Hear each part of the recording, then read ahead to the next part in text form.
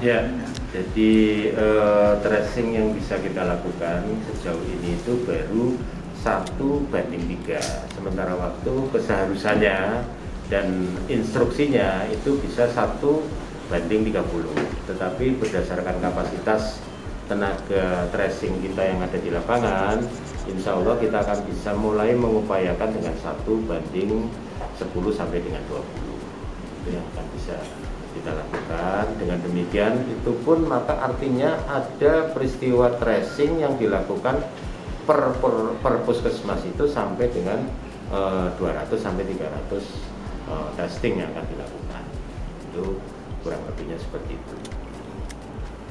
Kalau untuk PCR sendiri Pak, setiap hari ini ada berapa yang dites dan apakah sudah ada bantuan dari pusat Pak? Ya, jadi PCR yang dimiliki di Kabupaten Kudus itu kan ada di Rumah Sakit Dr. Lukman Hadi.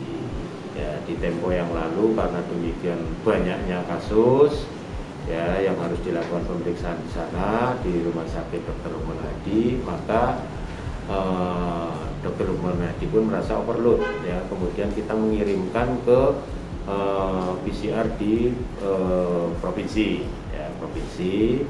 Dan pada saat sekarang kemarin itu sudah ada bantuan dari pusat untuk alat PCR yang diletakkan di Kudus beserta dengan tenaganya.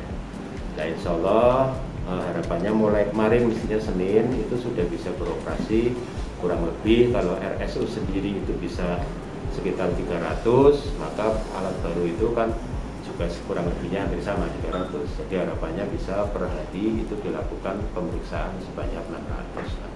Setidaknya seperti itu.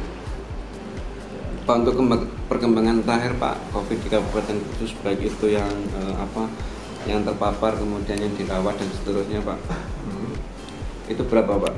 Untuk di Kabupaten Kudus pada saat sekarang berdasarkan TT ketersediaan TT di rumah sakit rujukan COVID itu sudah mencapai angka 93%. Yeah. 93%. Sementara waktu kemarin Bupati telah menginstruksikan untuk dilakukan penambahan dari TT isolasi di rumah sakit rujukan, sehingga dengan penambahan tersebut kurang lebih itu di angka sekitar 750-an TT yang harusnya tersedia. Sementara waktu saat sekarang kan TT yang tersedia itu baru sekitar 550-an.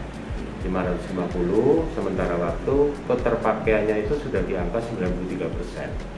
Sehingga apabila melihat kasus seperti ini masih berjalan di angka sekitar rata-rata 150 sampai 200, akan sangat dimungkinkan bahwasanya rumah sakit TT isolasinya itu tidak bisa menampung lagi. Maka harapannya memang Pak Bupati menekankan supaya penambahan itu bisa segera dilaksanakan ya, karena dengan penambahan tersebut maka akan ada sedikit space sekitar 250 TT ya yang akan bisa tersedia. Di samping itu untuk kebijakan tersebut pemerintah daerah juga telah melakukan sebuah upaya membangun tempat isolasi terpusat, di antaranya Rusunawa yang sudah mulai beroperasi beberapa waktu yang lalu, terus kemudian ada lagi penambahan di Colo dan di Sanyawari, di Klat Sanyawari di Menawan itu juga disediakan.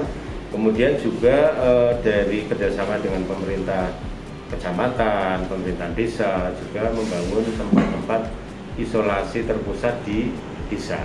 Kurang lebih ada 9 titik tempat yang akan dijadikan sebagai tempat isolasi terpusat tingkat desa.